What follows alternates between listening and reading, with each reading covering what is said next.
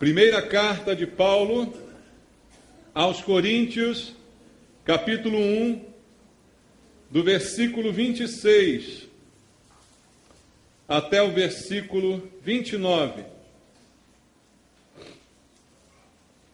Primeira aos Coríntios, capítulo 1, do versículo 26 até o versículo número 29.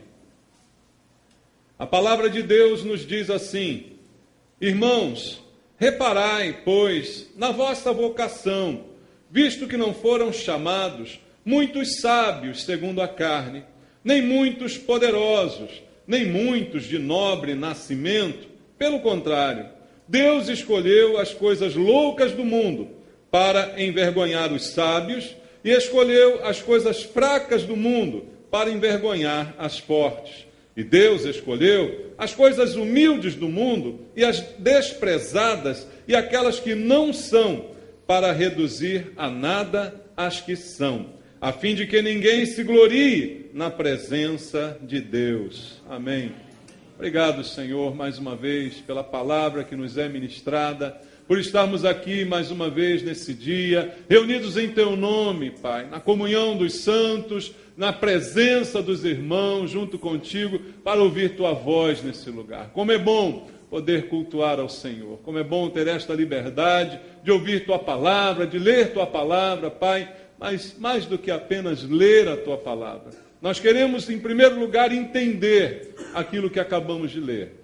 Em segundo lugar, queremos praticar em nossas vidas, Pai, aquilo que recebermos do Senhor esta noite. Portanto, eu te peço aqui junto com os meus irmãos, vem falar ao nosso coração, meu Deus, de maneira poderosa. Porque não estamos atrás aqui de filosofias, não estamos atrás de historinhas, de invenções humanas, Pai, de palavras persuasivas. O que queremos é a verdade que liberta. E a verdade que liberta está na Tua palavra. Fala conosco, meu Deus, através do Espírito Santo. Pai, quebra as barreiras de entendimento, quebra os obstáculos, as distrações, para que nós possamos ouvir a Tua voz nesse lugar. Usa, Senhor, a minha vida, eu te peço. Quero ser um instrumento Teu, preciso da unção do Espírito Santo, para que na minha vida, em primeiro lugar, venha se cumprir tudo aquilo que eu vier a pregar aos meus irmãos. Eu oro junto com eles, por isso, Pai, em nome de Jesus. Amém. Glória a Deus. Pode sentar, irmãos. Amados, uma das doutrinas mais importantes da Bíblia Sagrada, e quando eu falo de doutrina, doutrina significa ensino, né? A gente aprende com a palavra de Deus, Deus nos instrui através da sua palavra, e a Bíblia tem muitas doutrinas, sim, mas não doutrinas de homens, inventadas por homens, criadas por homens, mas doutrinas de Deus, ensinamentos vindos da parte de Deus para nos trazer esclarecimento. E dentre as muitas doutrinas da Bíblia Sagrada, uma delas é de suma importância, é fundamental, que é a doutrina a respeito da soberania de Deus. A Bíblia nos ensina que nosso Deus é soberano. Será que a gente entende corretamente o que significa ser Deus soberano? Pelo tipo de relacionamento que eu vejo, eu presencio algumas pessoas nutrirem com Deus, eu percebo que essas pessoas não entendem o que é soberania, não entendem o que é ser Deus soberano. Porque eu então acredito, queridos, que muita gente não tem a menor ideia do que significa isso. Pode até falar sobre isso. Pode até cantar, né? A gente tem alguns hinos que diz, nosso Deus é soberano. Já leu? Já cantou isso, né? A gente canta, mas de repente a gente não entende o que a gente está cantando. A gente não compreende completamente o que estamos dizendo, o que quer dizer esta soberania de Deus. As nossas atitudes mostram muitas vezes que não compreendemos isso. Por quê? Algumas pessoas acham, creem, que o seu Deus, o Deus a quem dizem crer, o Deus a quem dizem servir, pode ser manipulado por elas. Ou seja, algo como que eu acreditar que através das minhas ações, das minhas atitudes, eu posso direcionar Deus. Eu posso manipular Deus a meu favor, a meu bel prazer. Quem crê dessa forma, na verdade, não entende o que é soberania, não é, irmãos? Mas muita gente, infelizmente, no meio evangélico hoje, tem acreditado que consegue, com suas atitudes, manipular o agir de Deus. E alguns imaginam um Deus segundo a sua própria imagem e segundo a sua própria conveniência. A Bíblia diz que Deus nos criou à sua imagem e semelhança. Nós somos a imagem de Deus. Mas muitas pessoas constroem também, criam também um Deus. Um Deus que é segundo a imagem que elas criam nas suas mentes, que elas concebem nas suas mentes, e normalmente é um Deus conveniente, é um Deus agradável, é um Deus que está sempre a meu favor, sempre do meu lado, jamais me contraria, jamais diz que algo que eu estou fazendo é errado. Esse é o Deus criado por muita gente. Certamente, esse não é o Deus soberano que a Bíblia afirma através das suas páginas, né, irmãos? Então, há muita confusão a respeito de uma doutrina tão simples e tão básica. É tão básica e assim mesmo as pessoas são reprovadas nela, não é, irmãos? Porque simplesmente não entendem e constroem um Deus segundo as suas conveniências. Mas o Deus da Bíblia, o Deus em quem eu creio e de quem eu quero falar para você essa noite, é um Deus soberano. É um Deus que tem autoridade sobre todas as coisas, inclusive sobre a minha vida. É um Deus que a Bíblia define como criador de todas as coisas. E não só é Deus criador, como também é mantenedor. Ele cria e ele suporta e ele sustenta. Deus criou e tem sustentado todas as coisas. O Deus da Bíblia que nós lemos nas páginas da Escritura Sagrada é o Deus que é dono de todas as coisas. Não há nada que não pertença a Deus. Como diz a própria palavra no Salmo, do Senhor é a terra, a sua plenitude e todos os que nela habitam. Isto é declarado pela palavra de Deus. Então, tudo pertence a Deus, tudo é de Deus, Deus é dono de todas as coisas, todas as pessoas pertencem a Deus. Embora a gente encontre algumas pessoas que não se rendem a esta soberania de Deus, que se opõem à soberania de Deus, que se rebelam contra esta propriedade de Deus, ignoram que pertencem a Deus e querem viver segundo o próprio nariz, não é verdade? Mas isto não anula o fato delas pertencerem a Deus. Assim como a terra, como disse a Bíblia, do Senhor é a terra e a sua plenitude, todos os lugares pertencem a Deus. Não há um lugar na face da terra que seja do diabo. Mas nós, por não entendermos esta soberania de Deus, atribuímos ao inimigo a propriedade de alguns lugares. E até usando erroneamente alguns versículos, né, já que a Bíblia diz que Satanás é o príncipe deste mundo, algumas pessoas imaginam então que ele tomou posse dessa terra, que ele é o dono desses espaços, o dono da terra e da sua plenitude é o Senhor nosso Deus. Satanás não tem nada, Satanás é o ladrão, como diz a Bíblia. O ladrão vem para roubar, matar e destruir. Ele tenta usurpar, mas a Bíblia diz que é do Senhor. Então não há um lugar que a gente possa dizer, esse lugar é do diabo. Embora naquele lugar estejam se praticando coisas diabólicas, mas o lugar pertence a Deus. As pessoas que ali estão é que não sabem disso e que ao ignorar isso fazem uso daquele lugar de forma errada. Mas tudo pertence ao Senhor. Tudo que nós temos pertence a Deus. Tudo que nós somos veio de Deus. Esta é, queridos, em algumas palavras poucas que eu estou dizendo a você, uma parte dessa doutrina, desta soberania de Deus. De um Deus que é soberano para governar, para escolher segundo a sua vontade e baseado nos seus critérios exclusivos. Este é o Deus soberano que a Bíblia descreve para nós. E dessa forma, com esta soberania, que Deus tem escolhido os seus servos desde o início. Ao não entender a soberania de Deus, a gente acaba esquecendo que Deus é o autor da escolha. A Bíblia diz que Ele é o autor e o consumador da nossa fé. Deus é o autor da nossa salvação, Ele providenciou, Ele elegeu o método para a salvação, embora o homem tenha pecado, Deus proveu a restauração. Então Deus fez tudo, queridos. Tudo foi feito, concebido, planejado, executado. Jesus, quando esteve com seus discípulos, certa vez disse a eles: não foste vós que me escolhestes a mim, mas eu vos escolhi a vós outros. Ele afirmou isto, irmãos. Embora os discípulos pudessem até pensar por algum momento que o fato de estarem andando com Cristo foi uma escolha pessoal que fizeram. Foi uma decisão pessoal, mas Jesus desmistifica isso, dizendo: não, vocês estão enganados, fui eu que escolhi vocês. Isto, queridos, está atrelado a esta doutrina da soberania de Deus, que, como eu disse aqui no início, muitos de nós não entendem, não conseguem compreender. Veja, o homem é livre para acolher a escolha de Deus ou para sofrer as consequências. Essa liberdade, Deus também nos deu. O livre-arbítrio dado ao homem, de modo nenhum se choca com a soberania de Deus. Às vezes há uma guerra teológica, né, entre alguns ramos da igreja, em que, se alguém crê que Deus é soberano, o homem não pode ter livre-arbítrio. E aí fica essa batalha teológica. Mas não há nenhuma incompatibilidade nisso. A soberania de Deus elegeu e fez com que o homem se tornasse livre para escolher.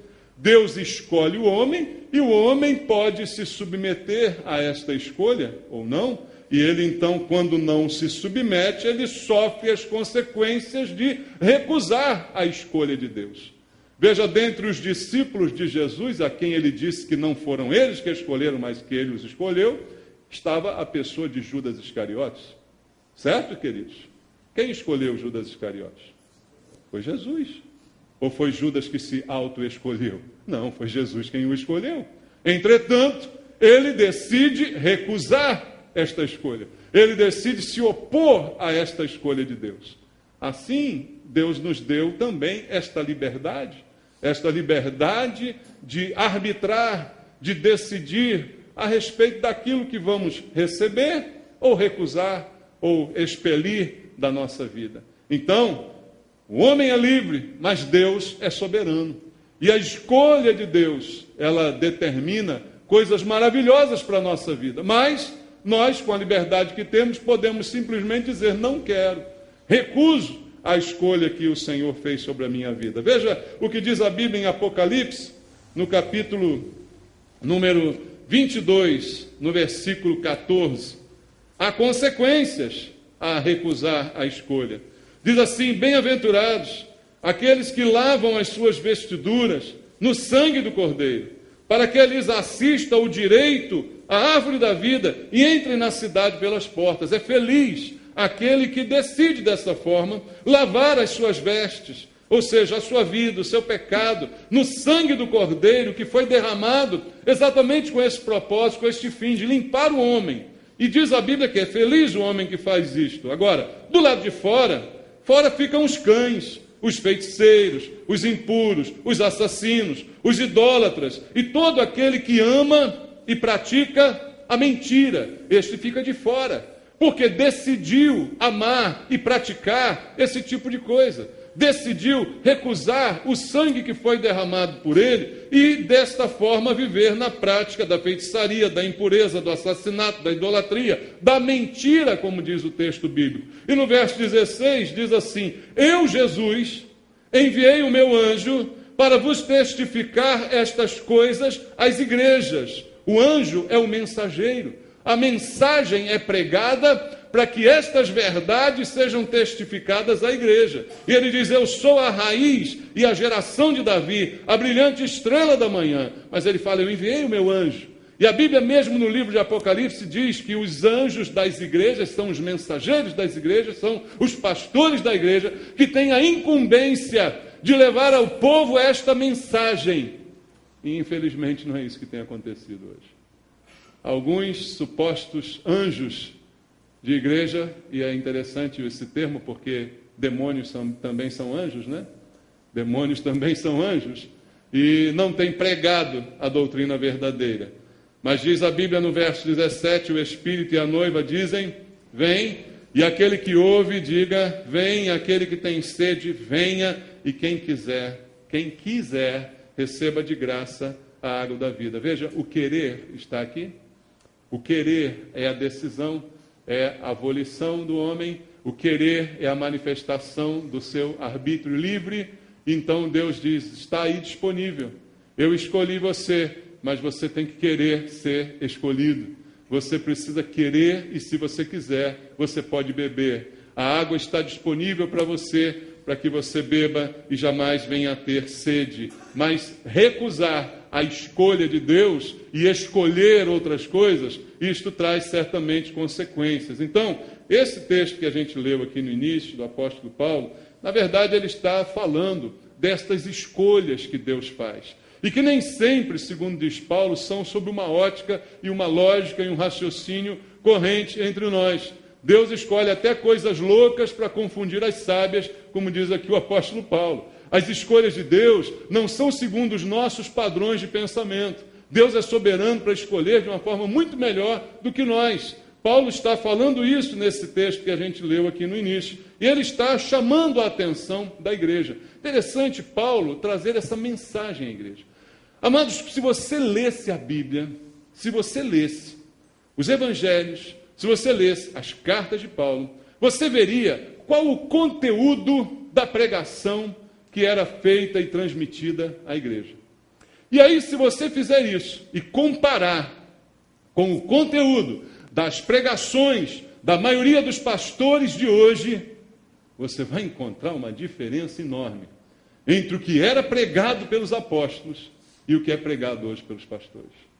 Pega uma palavra de Deus dirigida às igrejas, por exemplo, através das cartas do apóstolo Paulo, em que ele sempre falava às igrejas, ou as palavras de Jesus que ele mandou João escrever lá no livro de Apocalipse, carta às igrejas. Leia estas mensagens e comparem com as pregações, porque as pregações também têm que ser para quem, queridos? Para a igreja. As pregações devem ser dirigidas à igreja, e elas devem falar de acordo com a vontade do Deus soberano. A pregação é uma mensagem de Deus para você. Entende isso? Então, quando comparamos o conteúdo, o teor das mensagens pregadas hoje pela maioria dos pastores com as mensagens dirigidas por Deus na Bíblia às igrejas, a gente vê um grande distanciamento. Paulo vai falar à igreja e diretamente ele chama irmãos, ele fala diretamente ao povo, ele chama atenção diretamente, ele alerta diretamente, ele traz uma palavra que certamente talvez não seja uma palavra muito popular, que as pessoas amam ouvir. Não é? Muitas vezes Paulo trazia uma repreensão, muitas vezes Paulo trazia um conselho, mas de forma exortativa, não é? Trazendo e chamando a atenção para um comportamento, para uma mudança de vida, de atitude. E não é isso que as pessoas gostam de ouvir. E como hoje a maioria dos pastores quer se cercar de pessoas, quer ter pessoas para sustentarem a sua própria vida e o seu próprio ministério, eles jamais pregam aquilo que Deus falaria às pessoas. Eles pregam o que as pessoas gostariam de ouvir, porque a maioria deles vivem nesta eterna dependência financeira que precisa alimentar um ciclo de coisas, não é? Então, o pastor diz ao povo o que o povo quer ouvir, e o povo ouve aquilo que gostaria também de ouvir. Então, um completa o outro, não é? E um casal vive feliz para sempre, rumo ao inferno, não é? Infelizmente, essa é a realidade que a gente chega aqui a compreender.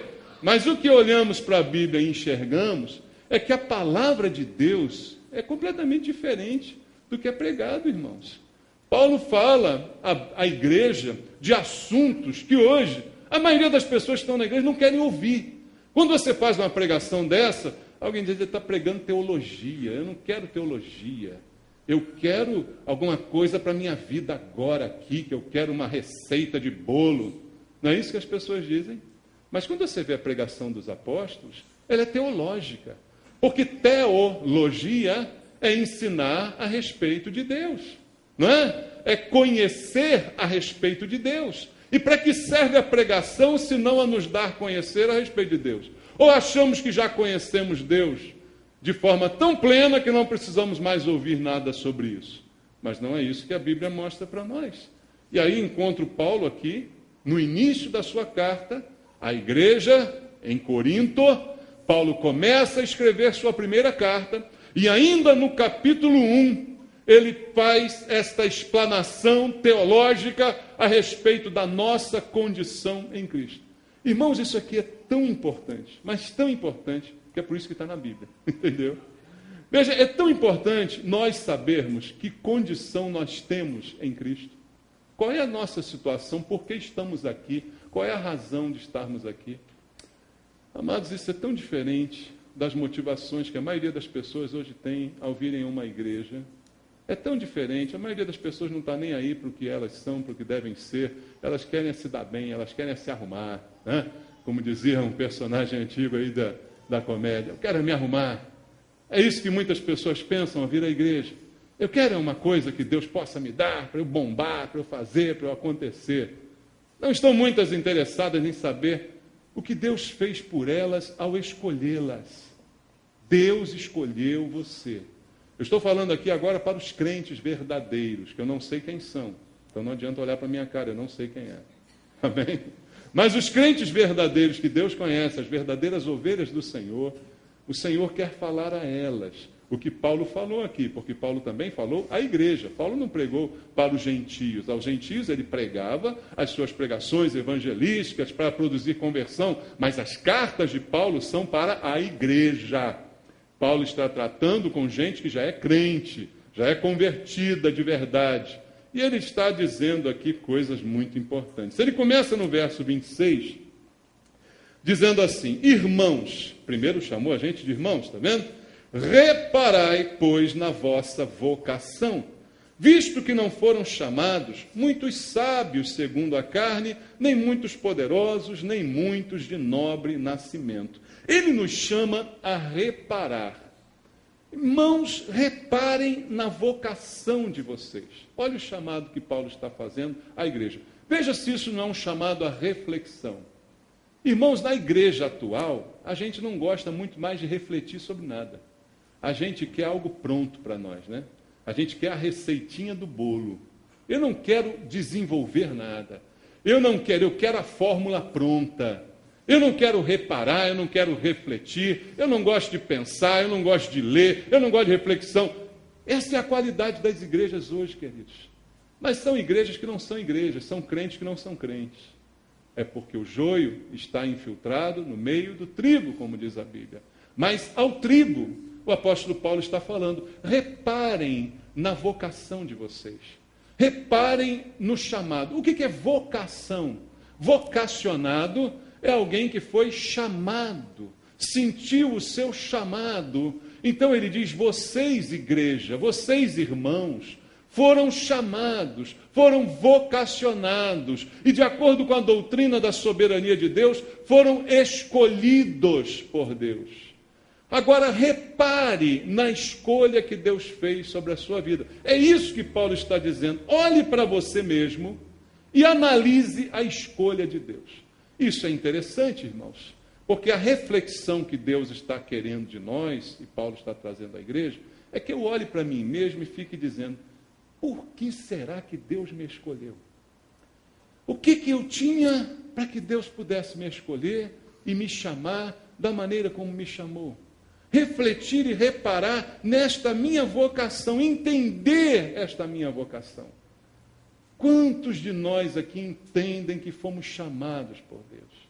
Entendem que fomos escolhidos pelo Senhor? Irmãos, entender isso é tão importante, porque é isto que forma a verdadeira igreja. E a verdadeira igreja, a igreja que está com Cristo, independente das circunstâncias. A falsa igreja é aquela que está com Cristo somente quando tudo vai bem, quando tudo está certinho, quando as bênçãos estão entrando. A verdadeira igreja é a igreja que sofre, é a igreja que é perseguida, é a igreja cujos cristãos se entregam ao martírio, se for necessário, por causa de Cristo. A igreja de hoje em dia, principalmente aqui no Brasil, duvido que ela se entregue ao martírio, irmãos. Porque as pessoas aqui, ao menor sinal de que não vão conseguir o que desejam, vão para a macumba. Que dirá se martirizar por Cristo? Se deixar ferir, se deixar torturar por causa da sua fé em Cristo? Quem?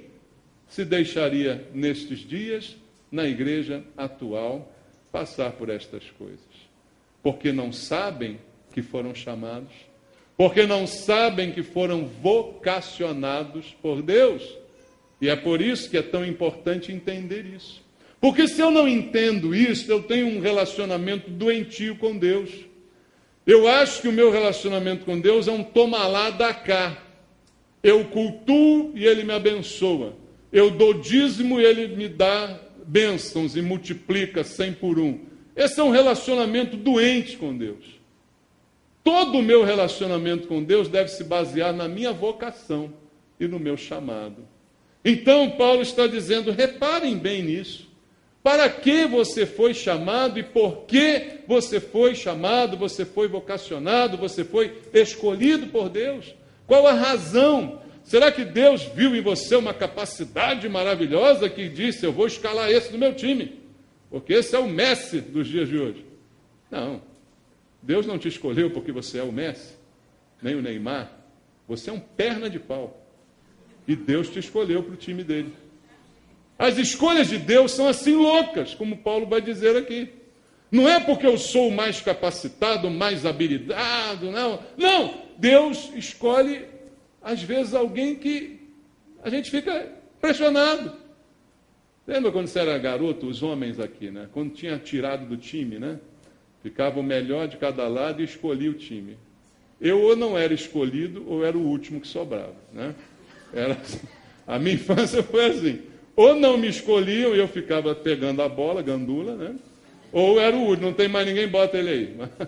Então era assim que funcionava, né? Porque a gente vai escolhendo os melhores, os mais habilidosos, os mais preparados. Mas não é assim a escolha de Deus. Mas eu preciso entender por que isso aconteceu. Agora veja, quando eu entendo, quando eu reparo, como diz o apóstolo Paulo, eu preciso compreender a plenitude desse chamado. E veja, Deus me escolheu e me designou, mas para quê? A Bíblia responde. Vamos abrir em João capítulo 15. Evangelho de João capítulo 15, versículo 16. Diz assim, João 15, 16. Não foste vós que me escolhestes a mim, pelo contrário, eu vos escolhi a vós outros, e vos designeis, para quê? Para que vades e deis fruto, e o vosso fruto permaneça, a fim de que tudo quanto pedirdes ao Pai em meu nome, Ele vos conceda. Mas veja, antes do final do versículo, que é o que todo mundo quer, pedir e receber, ele diz, você tem que dar fruto, e fruto que permaneça. E essa é uma ideia que as pessoas que não entendem o seu chamado, a sua vocação, jamais conseguem compreender. Por isso sempre vem o Senhor cortando esse pedaço do versículo. Como aquele a quem eu peço e recebo. Isso todo mundo quer. Quero pedir, quero receber. Quero fazer a campanha, quero fazer os 7 dias, quero fazer não sei o quê, a mandinga evangélica, porque eu quero é receber. É isso que eu quero. Mas eu não quero dar frutos. E quando dou fruto, meu frutinho é muito michuruca, que morre logo. Não, Jesus disse, eu designei você. Eu escolhi você. Mas para você ir e dar frutos. E frutos que permaneçam. Frutos que sejam duradouros. Então, olhe para o seu chamado. Repare, como diz Paulo, no seu chamado. Repare no chamado de Deus sobre a sua vida, na escolha de Deus sobre você. E olhe para você e pergunte, eu tenho dado frutos? Antes de pensar em Deus te dar alguma coisa, pergunte assim, o que eu tenho dado para Deus? Eu tenho feito diferença nesse time? O que eu tenho contribuído? Eu só quero receber, mas eu não quero contribuir com nada, eu não quero ajudar com nada, eu não quero dar um fruto que seja duradouro, que seja permanente, eu não quero deixar o meu nome na história da igreja. Irmãos, algumas pessoas deixaram seu nome na história da igreja, foram escolhidos por Cristo e deixaram seu nome na história da igreja, porque deram frutos e frutos que foram permanentes. Mas esse chamado de Deus é para todo verdadeiro crente, que você dê fruto e dê um fruto permanente. Então, o que Deus espera é que a gente ande dando esses frutos e que a gente ande de um modo digno, como diz Paulo também. Abra sua Bíblia em Efésios capítulo 4. Efésios capítulo 4. No versículo 1, Paulo diz assim, rogo-vos, pois, eu, o prisioneiro do Senhor, que andeis do modo digno da vocação a que fostes chamados. Veja, repare na sua vocação, repare no seu chamado, repare na sua escolha, entenda a sua escolha, entenda que você precisa dar frutos e frutos permanentes. E agora, faça como Paulo diz, ande de uma maneira digna, de acordo com a vocação, de acordo com o chamado, de acordo com a maneira pela qual você foi chamado. Como andamos mostra, de fato, quem somos, irmãos. Então Deus está nos dizendo, Paulo está nos cobrando, rogo-vos, irmãos, que vocês andem de uma maneira que seja compatível com o chamado, com a vocação que vocês receberam. Ora, se Deus me chamou, eu preciso reparar nisso, eu preciso entender isso. Veja, quem não quer um compromisso com Deus, quem quer apenas receber alguma coisa e vai embora para casa, quem quer apenas cumprir um ritual para ganhar outro tanto de Deus, não está nem aí pelo modo como está andando.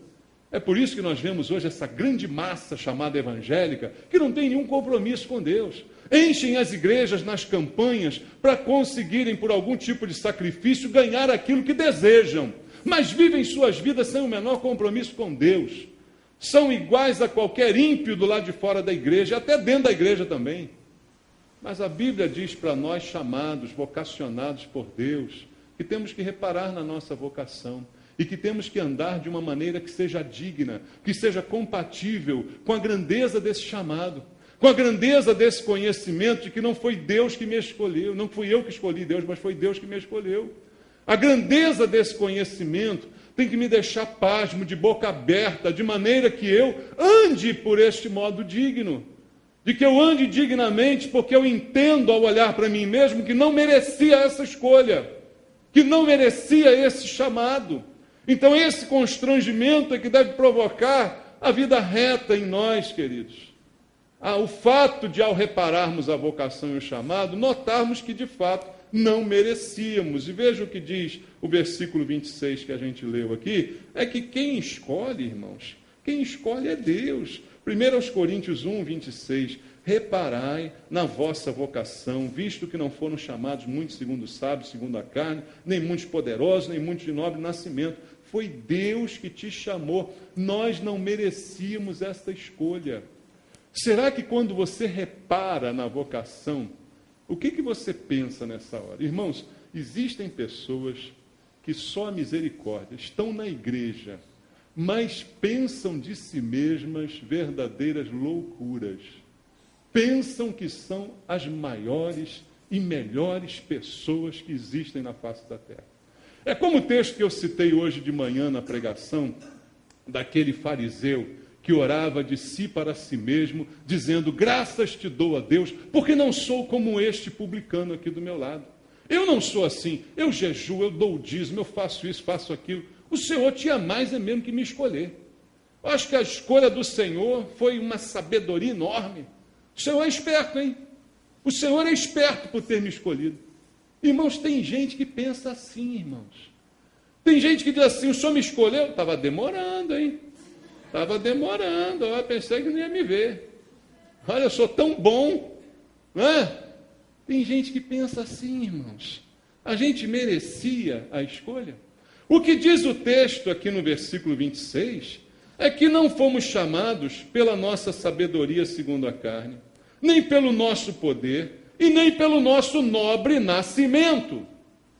Deus me chamou porque meu avô, meu tataravô, meu bisavô era um grande homem de Deus, agora eu estou numa família evangélica. Não, Deus não te chamou por isso, não, porque eu sou rei, porque eu tenho sangue azul. Não, Deus não te chamou pelo teu nobre nascimento, Deus não te chamou porque você é super sábio, super qualificado, super letrado, formado em um monte de coisa, PhD em um monte de coisa. Não, Deus não te chamou porque você é poderoso, porque você faz, acontece, arrebenta, mata, esfola. Deus não te chamou por causa disso. Não foi por isso. O critério da escolha de Deus não é esse. O que Deus viu em você para te chamar. O que Deus viu em mim para te chamar. Um pecador que não gostava de Deus, que não gostava de crente, que não gostava das coisas de Deus, que não queria ouvir nada da palavra, e Deus escolheu e chamou. Então, ao reparar na minha vocação, eu entendo que essa escolha realmente é de Deus.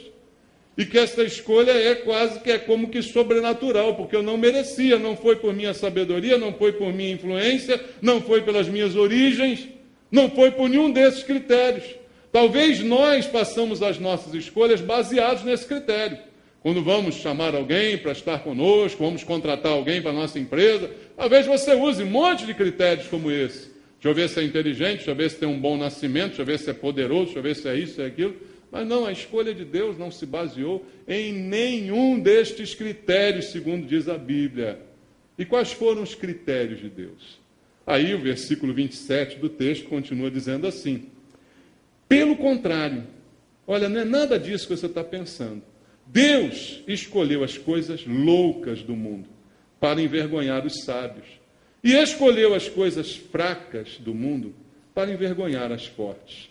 Deus escolheu as coisas humildes do mundo e as desprezadas e aquelas que não são, para reduzir a nada as que são. Esse é o critério de Deus.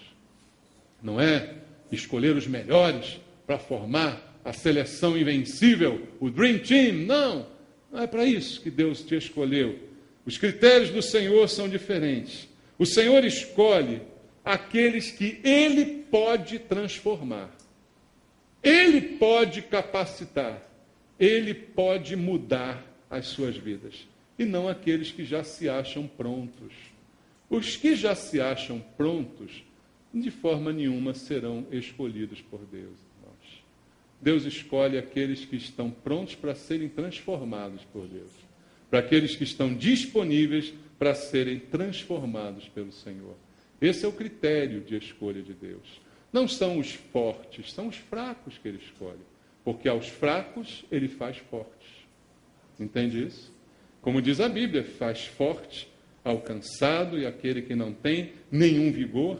Então não são os sábios, mas aqueles a quem Ele pode dar sabedoria. A estes Ele escolhe. Não são os famosos, os poderosos, mas são os humildes. Aos humildes Ele concede a sua graça e os transforma e os usa segundo a sua vontade e soberania.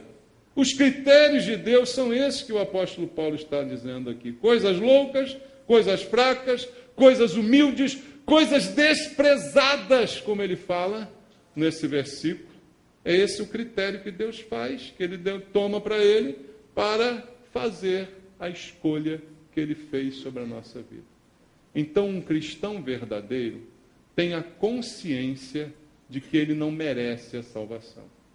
O cristão verdadeiro tem a consciência de que ele nada fez para merecer a salvação, para merecer a escolha, para merecer ser usado, para merecer estar num cargo, numa posição, numa responsabilidade em qualquer área da igreja. O verdadeiro sabe que ele é fruto dessas escolhas loucas de Deus. Escolhe de uma forma louca aos olhos do mundo, mas de uma maneira sábia, só o Senhor poderia fazer. Ele escolheu você, Ele escolheu a mim, e Ele nos designou para que a gente dê frutos. Veja o que diz o apóstolo Pedro, abra em 1 de Pedro, capítulo 5, versículo 5, primeira epístola do apóstolo Pedro, no capítulo número 5, primeira epístola de Pedro 5, verso 5 diz: rogo igualmente aos jovens, sede submissos aos que são mais velhos, outrossim no trato de uns com os outros, cingi-vos todos de humildade. Por quê? Porque Deus resiste aos soberbos, contudo, aos humildes concede a sua graça. É esta a verdade que Pedro estava revelando. E essa verdade é evidenciada através da escolha sobre a nossa vida. Deus escolheu os fracos, os humildes. Deus escolheu os desprezados, aqueles que são aparentemente uma escolha louca.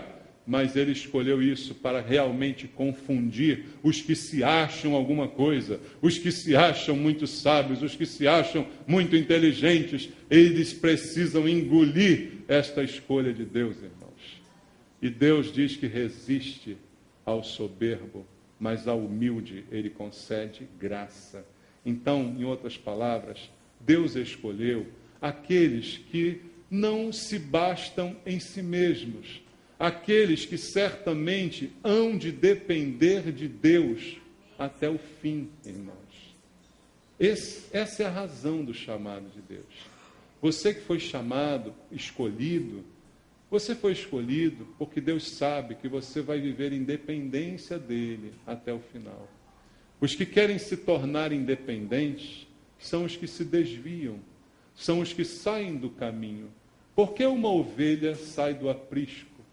Porque ela olha e diz, eu sei cuidar de mim mesma. Como toda ovelha burra, né? Ela vai embora achando que sabe cuidar dela mesma. Mas ela não sabe. Mas a ovelha que jamais sai do aprisco é aquela que depende do cuidado do pastor que não deixa nada faltar, que a leva a pastos verdejantes, que a conduz a águas de descanso. Ela está sempre na dependência do seu pastor. E esta é a nossa situação como chamados, vocacionados e escolhidos por Deus. A gente sabe que precisa depender dele. Nós não nos achamos capazes, por mais que o tempo vá nos ensinando, por mais que a gente vá adquirindo experiência, antes de sermos usados por Deus, ainda clamamos, Senhor, usa a minha vida. Senhor, me ensina. É assim que eu faço quando vou pregar a palavra. Eu clamo ao Senhor que me use, que me ensine, que mostre, que fale através da minha boca. Eu não confio na minha experiência dos poucos anos que tenho como pastor pregando a palavra. Não confio na minha destreza, mas dependo de Deus. Porque se Ele não estiver comigo, eu não tenho nada para entregar para vocês. Não tenho nada para passar para ninguém. Então eu dependo de Deus e quero depender dEle até o fim. Porque o dia que eu achar que não preciso mais dEle, pode ser até que as coisas continuem funcionando, irmãos. Algumas pessoas, alguns pastores, alguns obreiros, acham que não precisam mais de Deus, porque já sabem fazer as coisas. E as coisas realmente continuam acontecendo. Elas continuam acontecendo, como li também hoje de manhã um texto de Isaías capítulo 1. O templo continua funcionando, mas Deus está perguntando quem foi que disse que eu só quero que você ponha os pés aqui.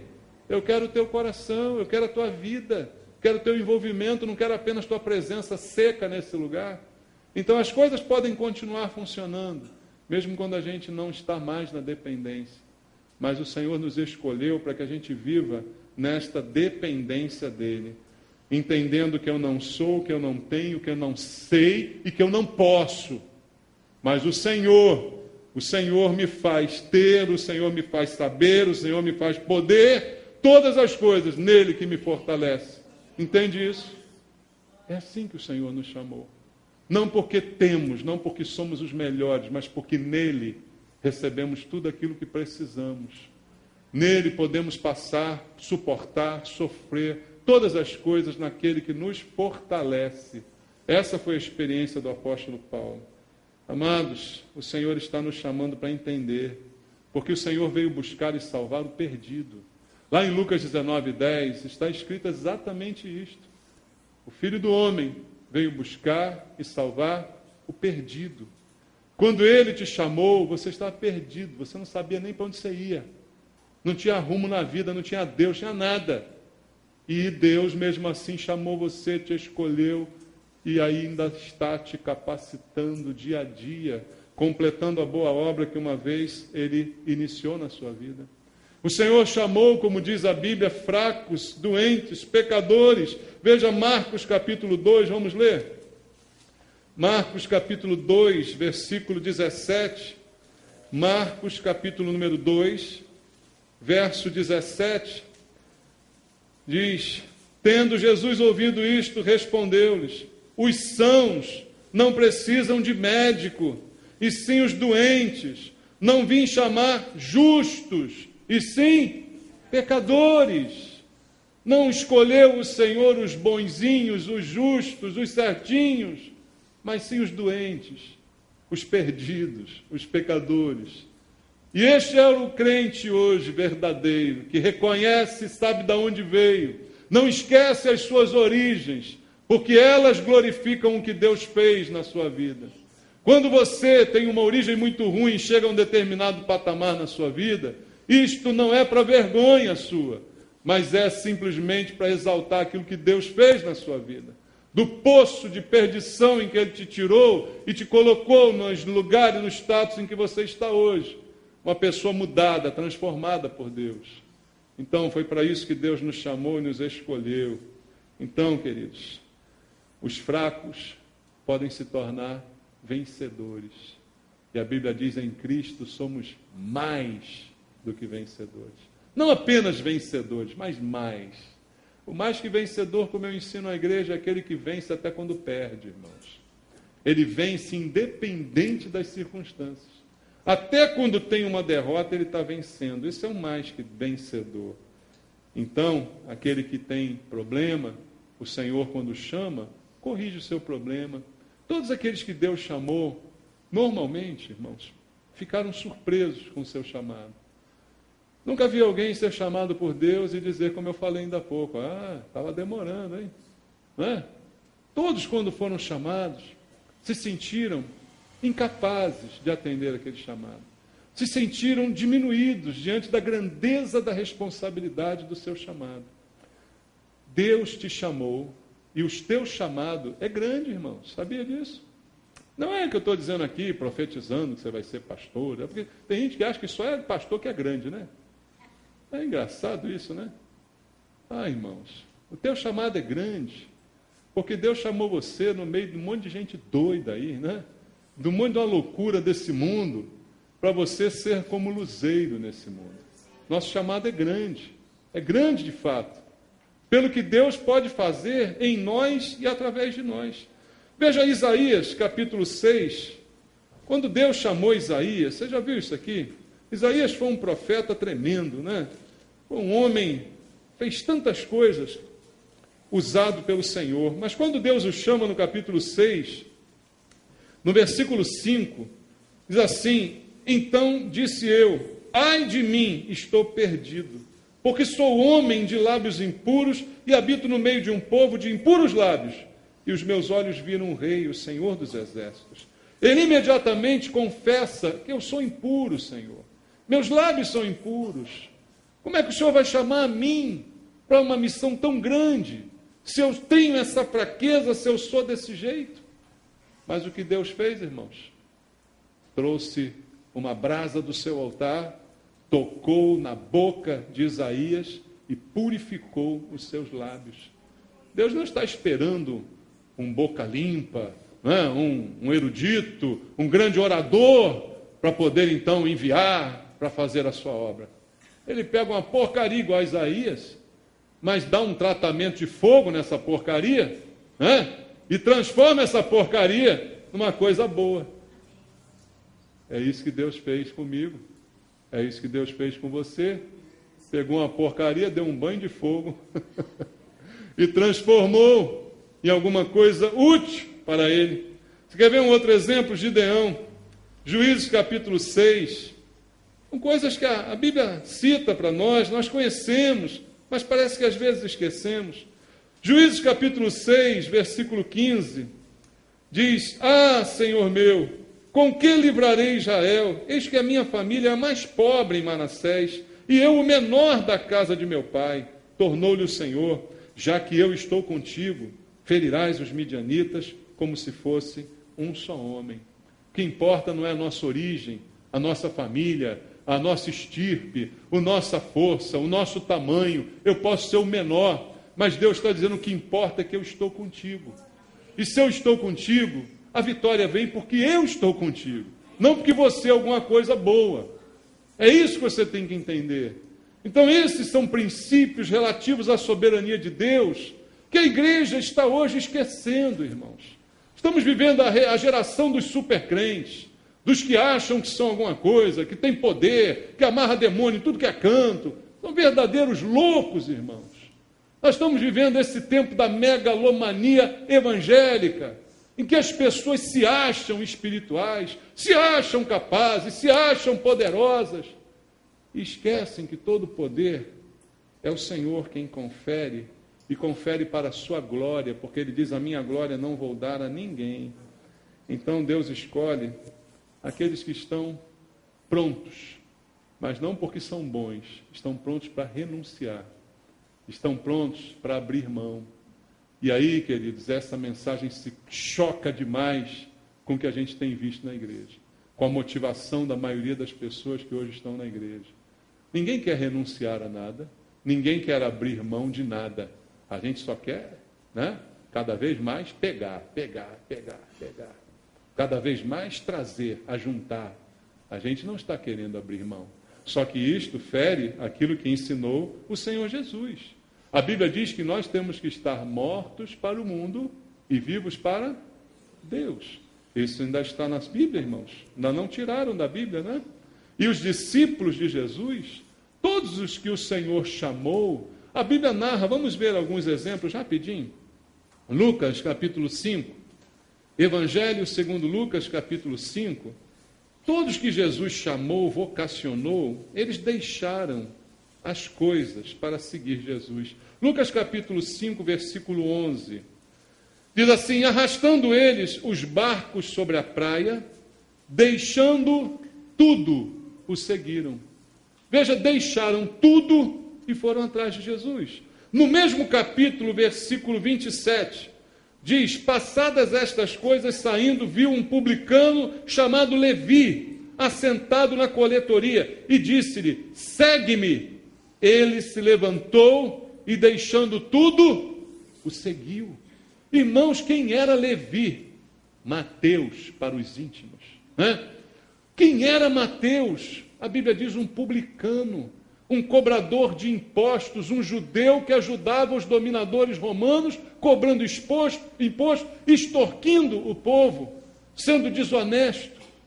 Jesus escolheu Mateus. Que é isso, Jesus? Olha o currículo desse cara. Mas Jesus o chamou. Mas o que ele encontrou em Mateus? A disposição de deixar tudo imediatamente e segui-lo. Talvez se ele chamasse um super qualificado, um super cheio de currículo, e dissesse: venha, ele dissesse: não posso, estou ocupado, tenho muitas responsabilidades, por causa dos meus dons, dos meus talentos, da minha posição, da minha formação, dos diplomas que eu tenho. Infelizmente, ficaremos para outra hora. Fica para mais tarde. Mas com Mateus e com os outros que ele chamou, a Bíblia diz: deixaram tudo e o seguiram. Por quê, queridos? A gente precisa entender que temos que estar prontos para renunciar e não para obter. É completamente contrário ao que a maioria dos púlpitos tem pregado hoje, irmãos. Ensinando as pessoas a querer obter, enquanto a Bíblia ensina você a largar, não é? Deixar. E essa é uma crise, porque alguns foram simplesmente desqualificados, porque de fato não quiseram obedecer a esse chamado de renunciar, de largar, de deixar. Então isso é uma artimanha maligna para enganar muita gente, e muita gente, achando que será salva, na verdade estará perdida, porque passou a sua vida inteira numa igreja querendo, jamais dando, jamais se dando, jamais entendendo o seu chamado, jamais entendendo a razão da sua salvação. E diz a palavra de Deus a respeito de um jovem em Mateus, abra aí o Evangelho de Mateus, capítulo 19, Evangelho segundo Mateus, capítulo número 19, versículo 21 e versículo 22. Mateus 19, versículo 21 e 22. Disse-lhe Jesus: se queres ser perfeito, vai, vende os teus bens, dá aos pobres e terás um tesouro no céu. Depois vem e segue-me. Tendo, porém, o jovem ouvido esta palavra, retirou-se triste, por ser dono de muitas propriedades. Essa história conta que um jovem chegou para Jesus, querendo ser salvo, perguntando: o que eu faço, Senhor, para herdar a vida eterna? E Jesus falou com ele a respeito da Bíblia, do que dizia a Bíblia. Ele disse: isso tudo eu já faço. Aí Jesus diz: então só falta uma coisa. Só falta agora você abrir mão da sua vida. Só falta agora você tirar esses ídolos do teu coração. Os ídolos das tuas propriedades, das tuas riquezas, do teu medo de ficar pobre. Só falta agora você fazer isso. Então ele diz, você vai, vende o que você tem e me segue. E aí, o jovem que fazia tudo que a Bíblia dizia, a palavra de Deus diz que ele vai embora triste. Por quê? Porque ele era dono de muitas propriedades. E o texto que a gente leu de Paulo diz que Deus não escolheu nenhum de nós pelo poder que a gente tinha nesse mundo, pelo nosso poderio econômico e financeiro. Às vezes os pastores escolhem as pessoas pela sua riqueza. Às vezes os pastores fazem isso, mas Deus não faz isso. Deus não escolhe ninguém porque é rico, porque é pobre, porque é isso, porque é aquilo. Para Deus todo mundo é igual. O padrão e a escolha é completamente diferente. Mas esse jovem, ele vai triste para casa, porque aquilo que ele tanto tinha o impedia de simplesmente se largar na mão de Jesus, de simplesmente se entregar, se render. E é por isso que muita gente não é salva, porque não se rende. Leia comigo ainda Lucas capítulo 14, versículo 33. Lucas capítulo 14, no verso número 33. A palavra do Senhor diz, assim pois, todo aquele que dentre vós não renuncia a tudo quanto tem, não pode ser meu discípulo. Ele disse, não pode. Para ser, tem que renunciar ao que é e ao que tem. Para ser, precisa renunciar, disse o Senhor. E agora em Lucas 9, 23, vamos ler Lucas 9, versículo número 23. O mesmo evangelho de Lucas, capítulo 9, verso número 23, a palavra de Deus diz, dizia a todos, se alguém quer vir após mim, a si mesmo se negue. Quanto tempo? Dia a dia. Tome a sua cruz e siga-me. Para andar após Jesus, para seguir Jesus, é preciso renunciar. Irmãos, quando eu prego esses textos e fico vendo o que a igreja hoje está se transformando, eu me sinto um ET, sabia? Eu me sinto um extraterrestre. Eu sei que há pessoas, né, mas esse cara está fora da realidade. Porque não é isso que as pessoas querem ouvir. Não é isso que as pessoas esperam para um final de domingo, já que amanhã é uma segunda-feira, né? Tem trabalho pela frente, tem luta, tem tribulação, tem inimigo, tem um monte de coisa. Não é isso que as pessoas querem ouvir. Mas é isso que Deus quer falar. É só esse o problema, não é, irmãos?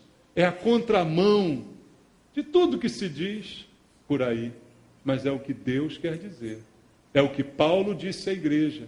Observem, reparem na vocação de vocês, reparem na natureza do chamado de vocês, reparem na razão da escolha de Deus por vocês. Nenhum predicado, nenhum currículo Deus encontrou, mas mesmo assim escolheu vocês, para que vocês possam ir e dar fruto. Amanhã é dia de dar fruto, e fruto permanente. É dia de negar a si mesmo, é dia de seguir Jesus, é dia de renunciar, é dia de não ter nenhum ídolo no teu coração que se coloque entre você e Deus. E o Senhor escolhe dessa maneira, queridos, por uma única e simples razão. Eu volto para a gente terminar lá no texto, em 1 Coríntios, capítulo 1. No último versículo que a gente leu, o versículo 29, Paulo diz a razão. Ele diz assim, a fim de que, ou seja, tudo isso Deus escolheu desta maneira toda, com uma finalidade, a fim de que ninguém se glorie na presença de Deus. A mesma Bíblia nos ensina que nós somos salvos pela fé. Não é por obras para que ninguém se glorie. Eu acho que uma coisa que irrita muito Deus é ver alguém se gloriando.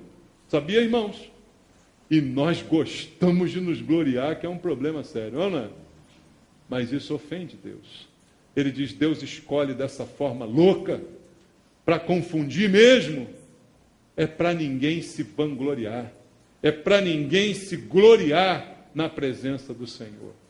Então, Deus não chamou para que a gente se glorie, mas Deus nos chamou para que a gente dê glória a Deus. Amém, irmão? Que a sua vida seja para a glória de Deus. Que você entenda o seu chamado. Que você realmente entenda a fé, entenda a verdade do Evangelho. Para que você não esteja na igreja enganado, apenas em busca de alguma coisa. E todo mundo que já passou por aqui em busca de alguma coisa, quando a busca não levou a nada, foi embora. Todos, irmãos. E muitos ainda irão, muitos ainda virão, muitos ainda irão, muitos ainda virão, muitos ainda irão. Porque muitos são chamados, mas poucos os escolhidos. Mas eu sei que Deus escolheu alguns poucos aqui entre nós. E escolheu para que você dê fruto, e dê um fruto maravilhoso. Amém? Vamos louvar ao Senhor.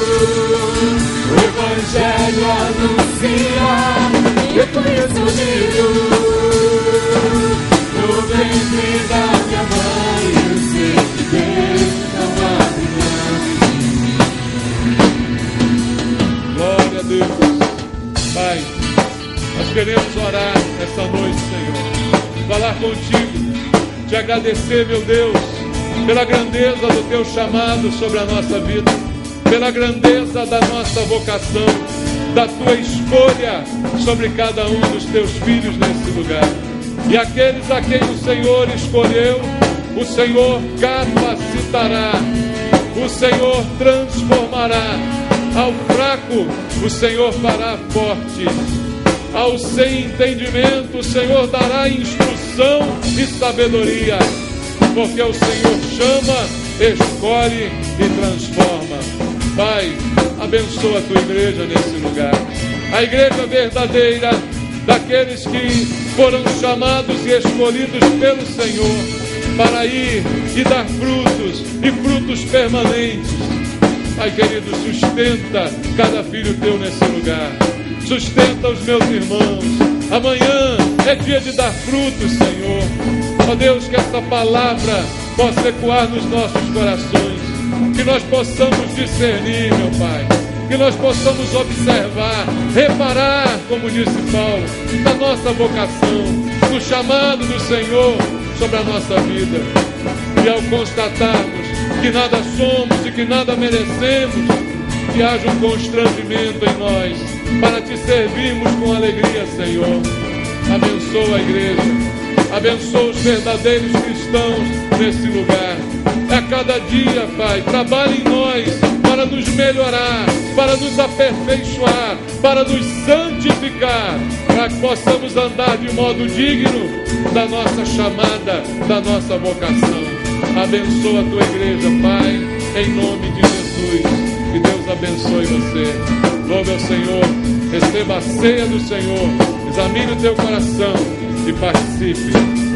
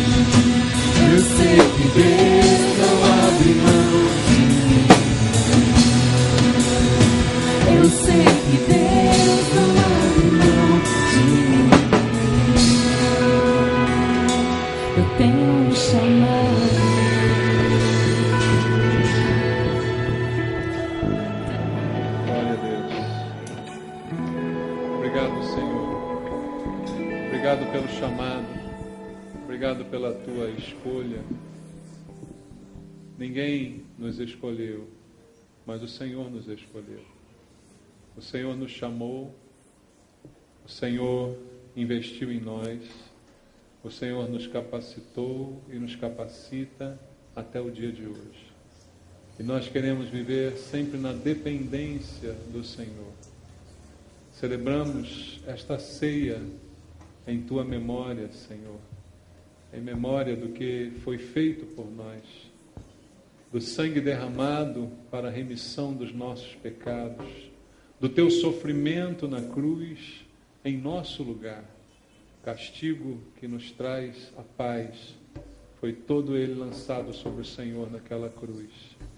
E nós hoje podemos ter paz, nós hoje podemos viver a vida abundante que o Senhor preparou para nós, nós hoje podemos ter utilidade para o Senhor.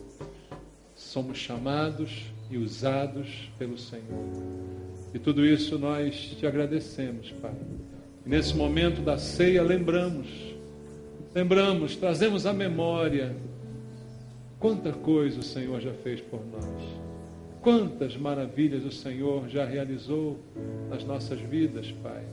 Desde a escolha, desde a salvação, desde o chamado. Quanto o Senhor já capacitou, já transformou. Quantos talentos o Senhor tem nos dado, Pai, e tem transformado, e tem multiplicado sobre a nossa vida. Estamos aqui para te dizer obrigado, Senhor. Obrigado por esse pão, por tudo que ele simboliza, por tudo que ele representa. Eu te agradeço, Pai, pelo teu sacrifício, e oro com os irmãos em nome de Jesus. Amém. Participemos do pão.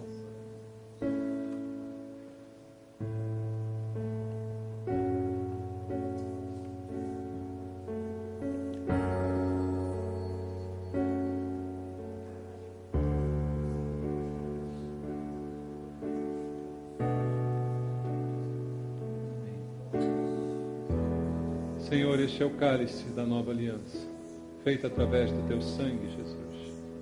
Simboliza o sangue que foi derramado até o final para a nossa salvação, para a remissão dos nossos pecados. O Senhor, sem pecado, sem defeito, se fez pecado por amor de nós, para que nós pudéssemos ter o perdão e a transformação que só o Senhor poderia conquistar para nós. símbolo de aliança, símbolo de remissão. Este é o cálice que temos em mãos. Queremos entender esta aliança, Senhor. Queremos fazer parte dela. Queremos receber os benefícios do perdão, não somente aquele que foi conquistado, mas a cada dia. Limpa-nos, Senhor, lava-nos, Senhor, com teu sangue, porque nesse mundo ainda nos sujamos eventualmente, por acidente, não mais por prática, mas o pecado, volta e meia nos deparamos com ele e te pedimos essa noite, perdoa, Senhor, os nossos pecados, perdoa, Senhor, as nossas falhas, perdoa os nossos erros, Senhor, e a cada dia fala ao nosso coração, usa-nos, Senhor, por tua misericórdia, capacita-nos, Deus, segundo a tua vontade, para que possamos cumprir o chamado que o Senhor fez sobre a nossa vida, a escolha, e que nós possamos dizer sim a ela e não resistir a ela. Eu peço isso ao Senhor essa noite e abençoamos este cálice, te pedindo isto, em nome de Jesus. Amém. Participemos do cálice do Senhor.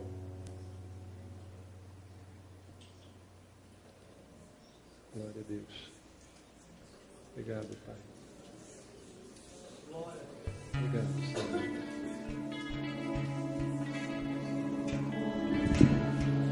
Há muito pra fazer, não há mais tempo pra olhar pra trás.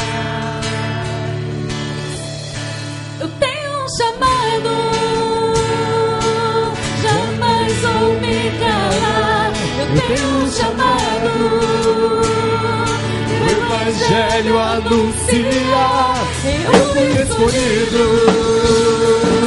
No ventre da minha mãe, eu sei que Deus não abre mão de mim. Eu tenho um chamado, jamais vou me calar. Eu tenho um chamado, o Evangelho anunciar. Eu fui escolhido. No ventre da minha mãe, eu sei que Deus não abre mão de mim. Eu sei que Deus não abre mão de mim. Eu sei que Deus não abre mão de mim. Eu tenho um chamado. Obrigado, Senhor. Glória a Deus. Recebe o nosso culto, recebe o nosso louvor, Pai. Glória ao teu nome, Senhor. Amém.